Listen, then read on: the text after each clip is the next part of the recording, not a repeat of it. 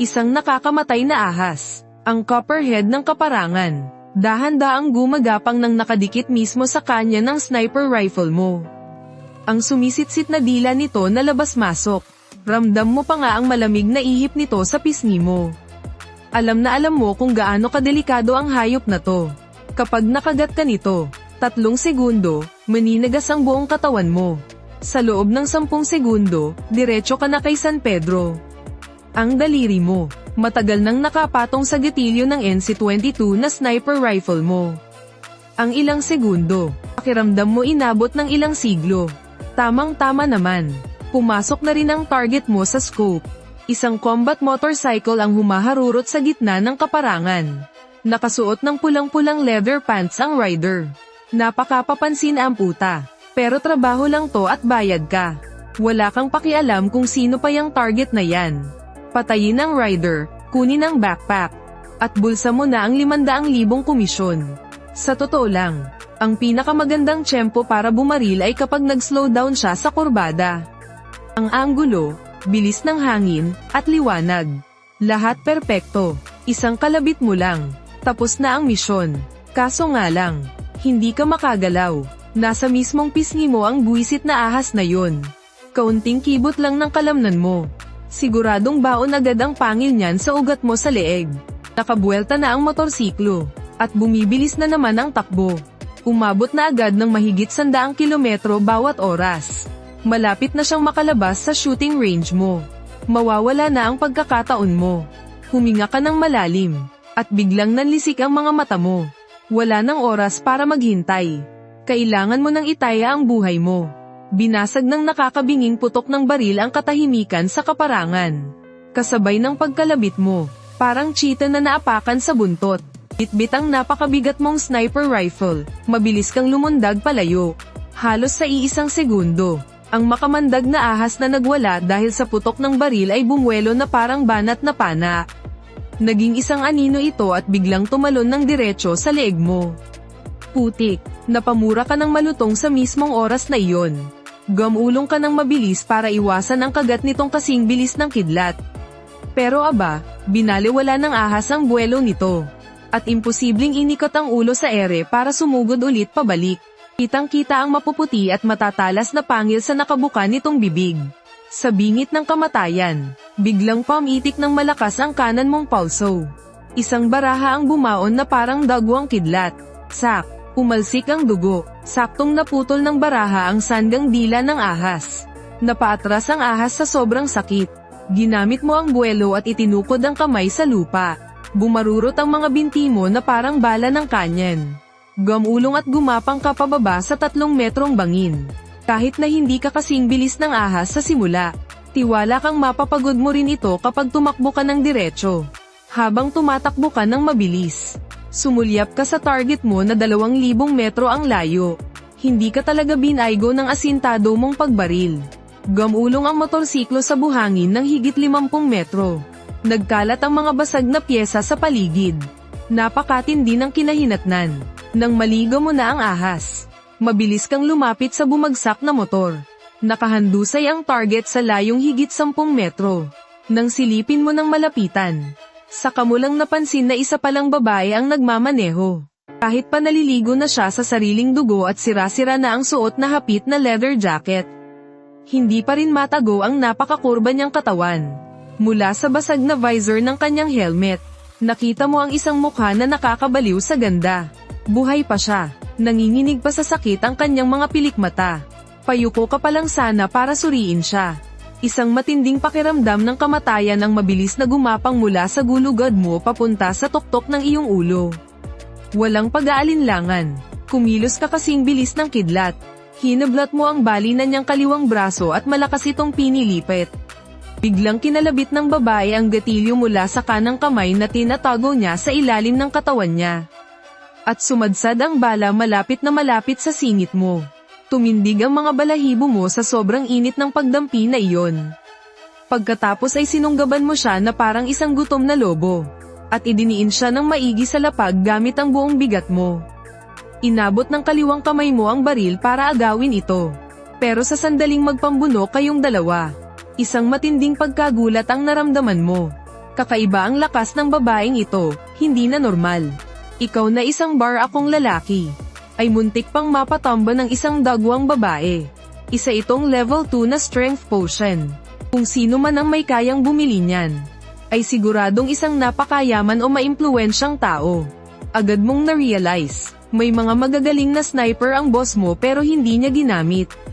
At sa halip ay ikaw na isang outsider ang kinuha niya. Ginamit ka lang pala talaga para maging pain. Isang malupit na tingin ang dumaan sa mga mata mo. Walang awa mong hinablat ito ng malakas gamit ang kanang kamay mo. Napadaing sa matinding sakit ang babae, at tuluyan nang nanghina ang katawan niya. Sinamantala mo ang pagkakataon para agawin ang baril niya at itinapon ito sa malayo.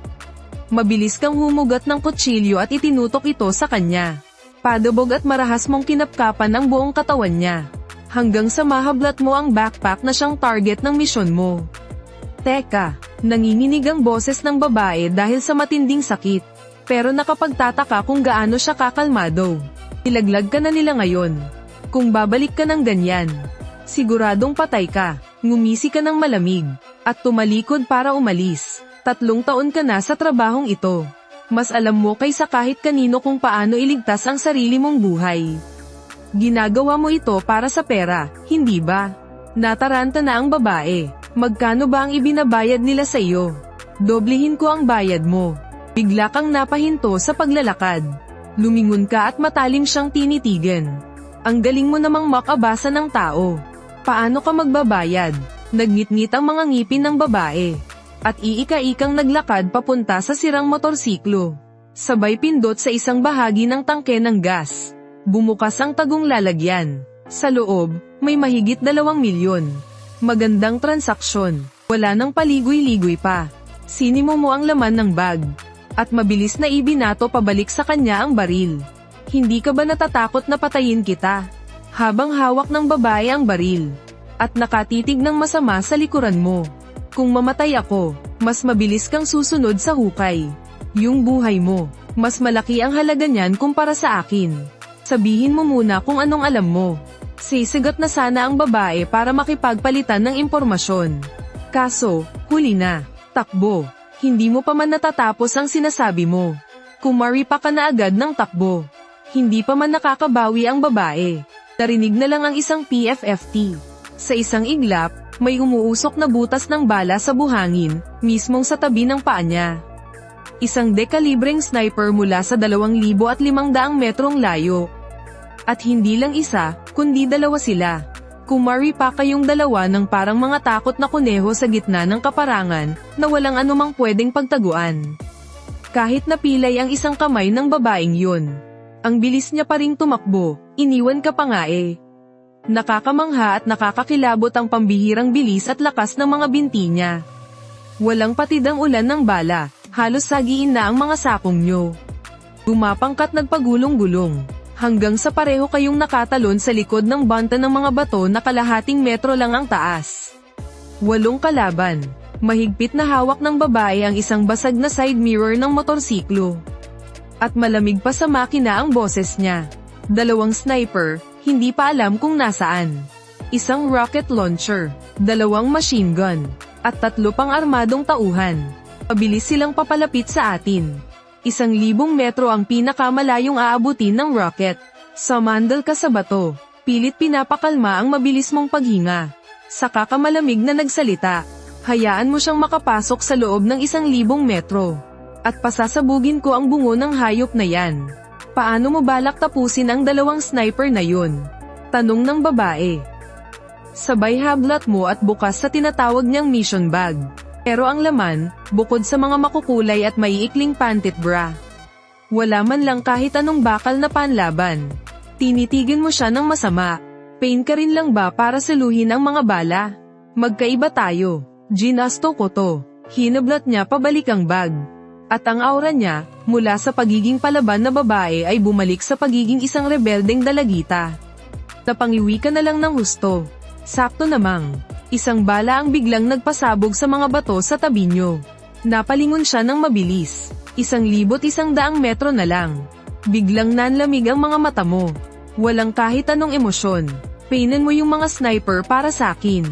Walang kiyeme ang babae. Itinaas niya ang basag na helmet at bahagyang inilabas sa bato.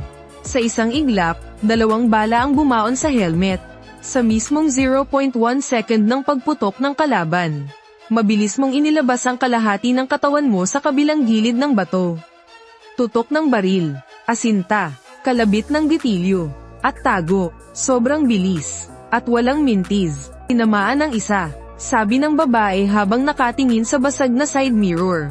Sabog agad ang ulo nung may hawak ng rocket launcher. Pero hindi ka man lang ngumiti. Natuto na rin kasi ang kabilang sniper. At mahigpit na nakatutok sa pinagtataguan mo. Sinugal mo uling ilabas ang ulo mo para patumbahin ang isa pang sundalo. Pero kapalit nito ang isang balang dumaplis at palm unit sa anit mo. Atali mong maigi ang bali mong braso. Humanda ka na para sa huli nating pain. Sabay bato mo ng dugua ang gasa sa mukha niya. At tahimik mong kinakalkula kung gaano nakalapit ang kalaban. Sa pagharap sa 2 bihasang sniper, mayroon ka lang halos 2 segundo para bomb Ira at bumaril. Napakagatlabi na lang ang babae. Mahigpit niyang ipinulupot ang braso sa baywang niya. Namumutla sa sobrang sakit, pero hindi man lang siya dumaing. Pwede na, paus niyang sabi. Dumampot ka ng isang dakot ng damo at mga bato. Tingnan mo kung nasaan ang isa pa. Tapos, bigla mo itong inihagis sa ere. Bang! Sa sandaling lumipad ang mga damo. Agad na nagpaputok ang kalabang sniper. Pero mabilis at palihim kang sumilip sa kabilang gilid. Mabilis na nag-zoom in ang paningin mo. Kitang-kita mo pa nga ang gulat sa mga mata ng kalabang sniper. Bang! Kinalabit mo ang gatilyo. At sabay mabilis na nagtago pabalik sa likod ng bato. Isang bala ang dumaplis sa balikat mo, kasabay ng pagtalsik ng dugo. Pero kumalma na ang loob mo. Hindi mo na kailangang tingnan. Alam mong tigok na ang sniper na yun. Pero, bago pa man kayo makahinga ng maluwag, isang malakas at nakakabinging ugong ng makina ang palapit. Isang nakakatakot na modified na sasakyan ang mabilis na sumusugod sa inyo. Sa bubong ng sasakyan, nagsisimula na umikot ang dulo ng malamig na Gatling gun. At sa tabi nito, may isang matipunong lalaki na nakangiting nagkakasa ng pangalawang rocket launcher. Sa tindi ng armas na yan, gamit lang ang sirang sniper at walang balang baril ninyo. Siguradong katapusan nyo na, nanayo ang mga balahibo mo. Namuti ang mga kamao mo sa higpit ng hawak. Bigla kang lumingon at sumigaw sa babae. Putrejess, ginawa ko na ang lahat. Bahala ka na sa buhay mo. Muling nagsalita ang babae. Kaya napahinto nang wala sa oras ang mga binti mong tatakbo na sana. Hindi mo na malayan, may hawak na pala siyang detonator. 11:00 ng direksyon. 1,500 metro ang layo. May isa pa silang sniper. Ikaw ang tumira sa kanya. Tinitigan ka ng babae, at may nakakakilabot na kabaliwan sa kanyang mga mata. Angke, ako nang bahala rito. Halos hindi ka makapaniwala sa narinig mo. Bibilang ako ng 3. Sa sandaling iyon, pinagpawisan ka ng malamig sa likod. Akala mo kontrolado mo na ang babaeng ito. Pero hindi mo inasahan. Nasimulat sa pool, plano na pala niyang pasabugin ang buong lugar kung nasaan ang motorsiklo. Pati na rin ang mismong sarili niya. Wala nang paligoy-ligoy ang babae. Agad niyang pinindot ang pulang buton ng pampasabog. Kasabay nito, giniling ng tangke ang nakatumbang motorsiklo sa lupa. Akmang papaulanan kayo ng bala ng machine gunner sa pinagtataguan ninyong mga bato. Boom! Isang nakakabinging pagsabog ang halos palm unit sa hangin. Sa sobrang lakas ng impact, tumalsik ng ilang metro ang dambuhalang bakal na iyon. Pero handa ka na. Parang leopardong nakaabang, mabilis kang lumabas sa pinagtataguan mo. Agad na pamukol ang paningin mo sa direksyong 11:00. Dito muling nagpakitang gilas ang matalas mong paningin. Isang sulyap lang, nakita mo na ang sniper na nakayuko sa likod ng bato. Kalahating ulo lang niya ang nakalitaw. Kababawi lang ng tingin niya mula sa liwanag ng pagsabog. Nagtama ang mga paningin ninyong dalawa sa ere. Pero mas mabilis ka sa kanya. Umungal ang hawak mong NC-22 sniper rifle. Agad siyang nagkadurog-durog sa tindi ng impact ng bala. Hindi ka na lumingon pa. Kumari pa ka ng takbo paalis sa mga bato. At mabilis na binaril ang huling kalaban. Pagdating mo sa harap ng tangke, tapos na ng tuluyan ang labanan. Yung mga kalabang hindi pa nakakalabas mula sa loob. Isa-isang pinagbabaril ng babae, buhay man o patay. Malamig ang ekspresyon niyang binaril ulit ang mga ito para makasigurado. Napaka-brutal. Habang nakatingin ka sa mga nagkalat na bangkay, kinilabutan ka ng matindi. Naisip mo baka bigla ka na lang din niya barilin. Tumulong ka rito. Isinuksok niya ang baril sa kanyang baywang. At sinigawan ka. Pilit mong binuksan ang yuping pinto ng sasakyan. Kinuha mo ang jack. Hirap na hirap mong inangat pabalik ang armored car. Gumapang papasok ang babae sa driver's seat at may kinalikot. At himalang humandar pa ang makina nito. Sira nga lang ang lahat ng armas nito. Ikaw ang mag-drive. Lumipat siya sa passenger seat. Wala akong lisensya. Namula ang mukha mo sa hiya. Tuturuan kita. Nangingiwi ang gilid ng labi niya. Kung hindi lang sana nabali ang kaliwang braso niya. Mamatay na siya't lahat, hindi niya ibibigay sa'yo ang manibela. Teka lang, sigaw mo bago ka umalis. Tumalikod ka at tumakbo pabalik. Sumilip siya sa labas para tignan ka. At muling nangiwi ang labi niya. Mukha kang tabatsoy na oso sa dami ng karga mo sa katawan. Mga bala, rocket launcher, bulletproof vest, at pati na rin mga kutsilyo, hindi mo pinalagpas. Baliw na baliw mong siniksik lahat ng nakaw na gamit sa compartment. Yayaman na tayo. Dito ka talaga pinakamasaya. Nagpakamatay ka sa trabaho, para lang naman sa biyayang to, di ba? Tuwang-tuwa kang sumampa sa driver's seat at pinaandar ang sasakyan. Saan ka pupunta? Agad niyang napansin na mali ang dinadaanan nyo. Sa settlement 11, wala kang pag-aalinlangan. Hindi na tayo pwedeng bumalik sa settlement sham. Yung kliyente na ginawa kang pain. Siguradong naghihintay lang na bumalik ka sa patibong nila. Sakto, dadaanan rin natin yan. Sobrang nag-iingat ang babae. Ni hindi man lang niya binanggit kung saan talaga siya pupunta. Kaya minabuti mo na lang ding manahimik. Sa tulong ng mga turo niya, mabilis mong natutunang kontrolin ang halimaw na bakal na ito. Wala nang pakialam sa mga batas trapiko. Basta sagad lang ang apak sa silinyador, ayos na. Sobrang tahimik sa loob ng sasakyan. Pero ang isip mo, nagkukumahog na inaalala ang lahat ng nangyari. Bilang isang taong tinapon na lang basta-basta. Magtagumpay man o hindi ang misyon. Gusto ka pa ring ipapatay ng kumuha sa'yo. Kung hindi lang sumire sa tiyempo mo ang ahas na yun. At kung hindi ka gumawa ng milagro sa pag-snipe mula sa malayo. Kanina ka pa sana binasag ng mga sniper sa dilim. Isa kang hunter. Bigla siyang nagsalita, para basagin ang katahimikan. Oo, gipit ka ba sa pera? Sa akin ka magtrabaho.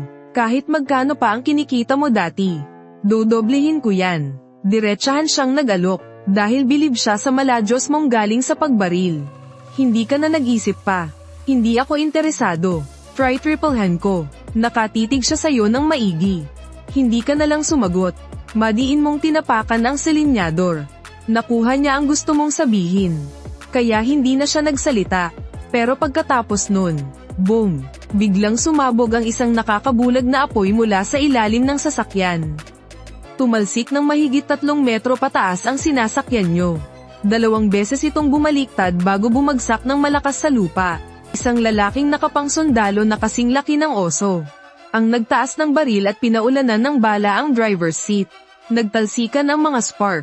Isang malakas na sipa ang ginawa mo para mabuksan ang pinto. Bang!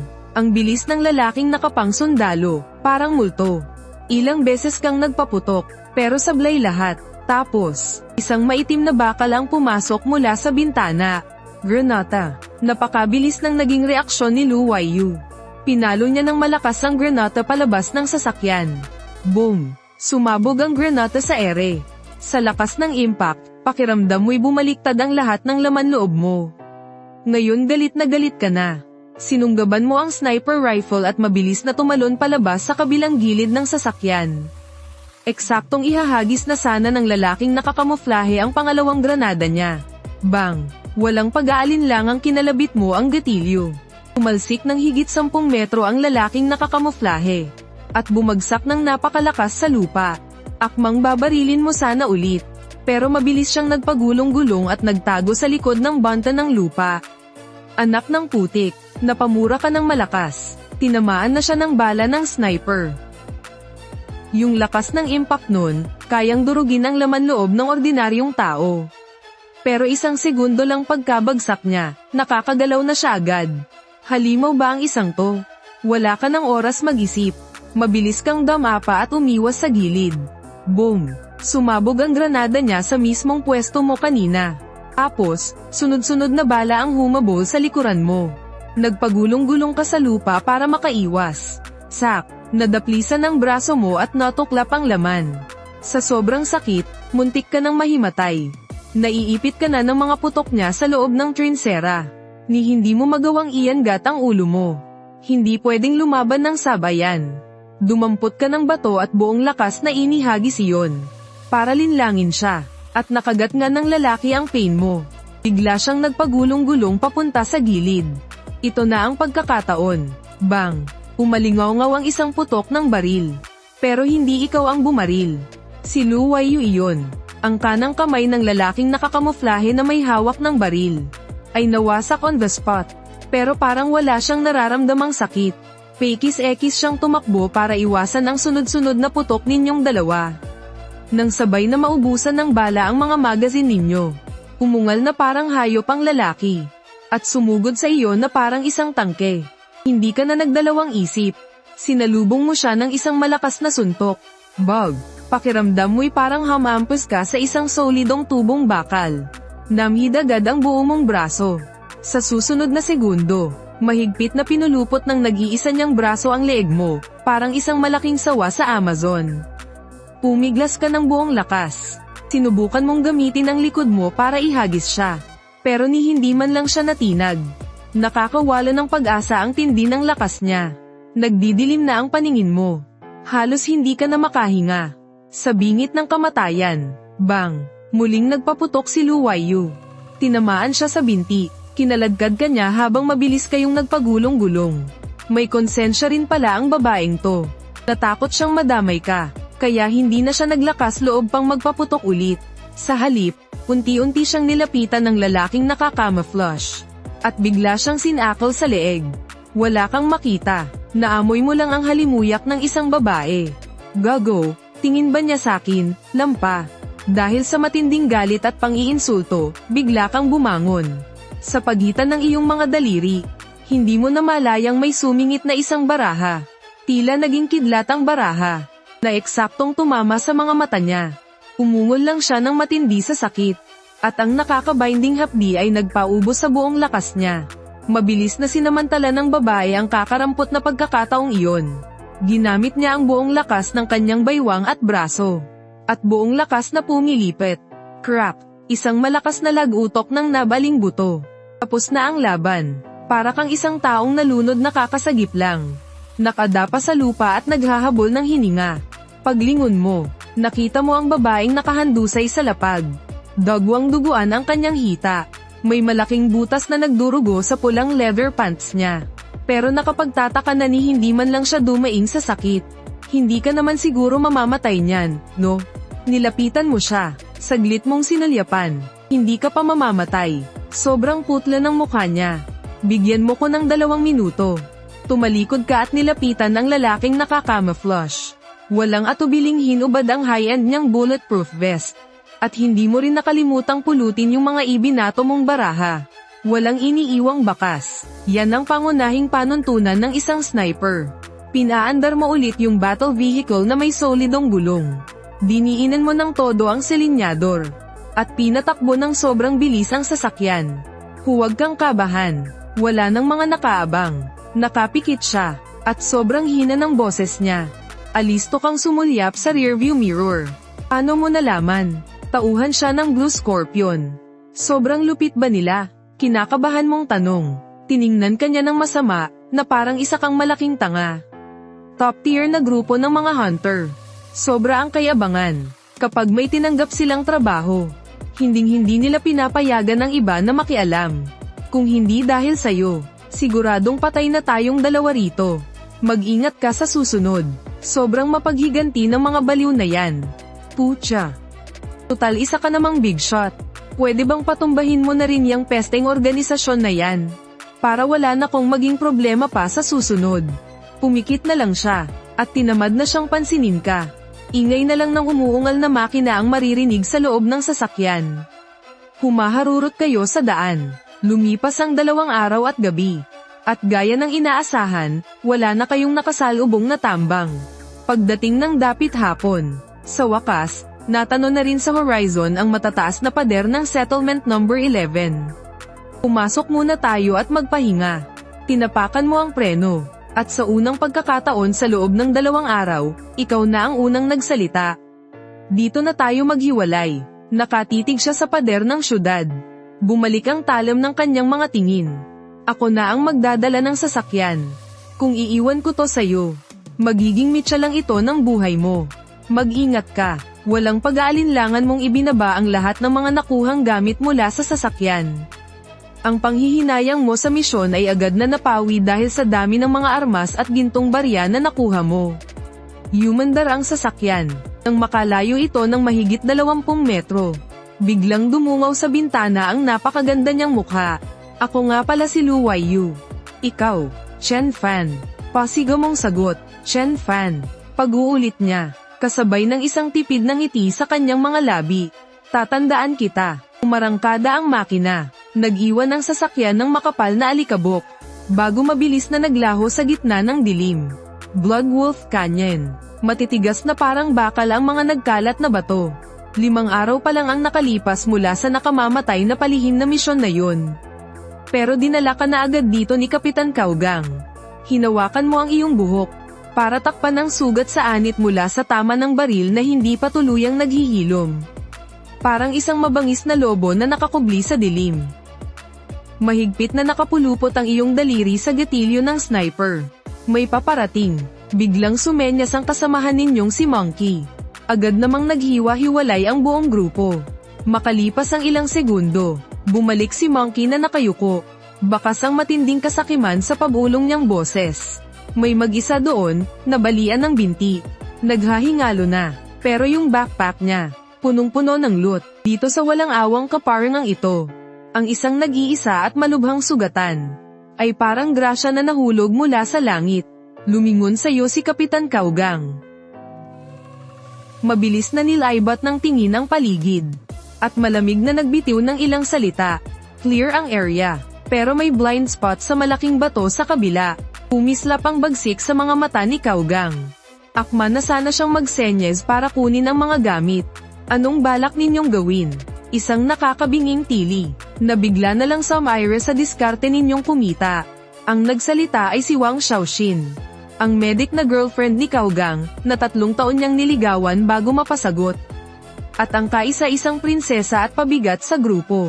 Sinasabi sa Interstellar Treaty na kapag may sugatan, kailangan natin silang iligtas. Tao din siya.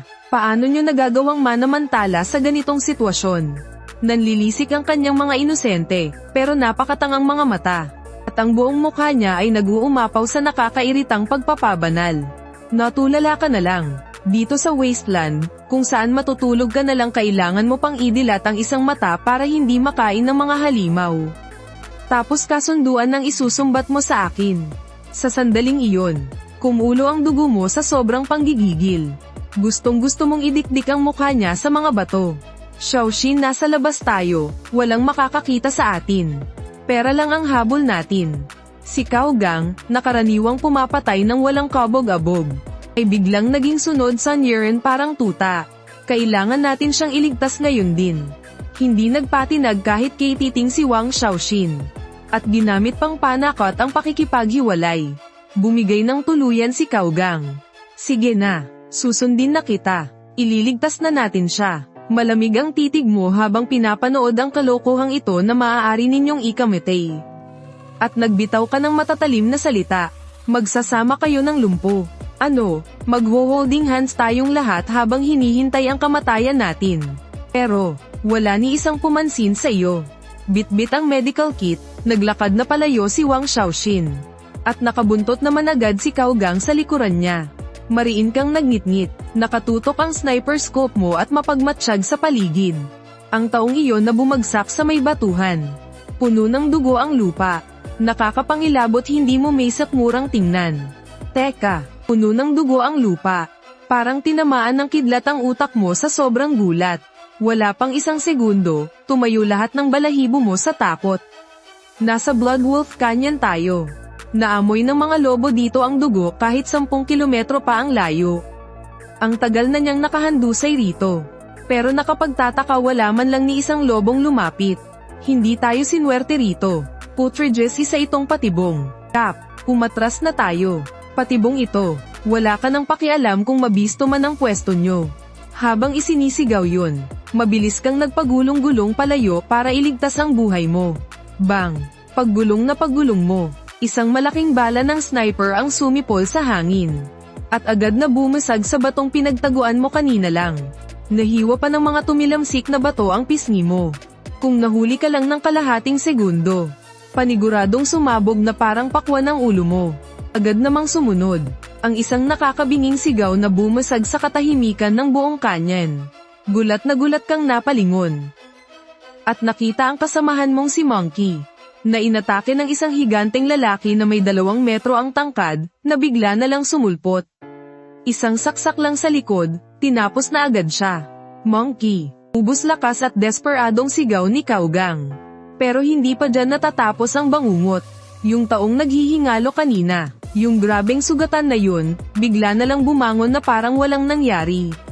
At madiing itinutok ang isang matalim na kutsilyo sa leeg ni Wang Xiaoxin. Walang gagalaw. Subukan yung gumalaw. Paliliguan ko ng dugo ang babaeng to. Pagkatapos, walang awang sinipa ng higanteng lalaki ang bangkay ni Monkey. Papunta sa bangin na may lalim na 45 metro. Agad na nag-init at namula ang mga mata mo sa galit.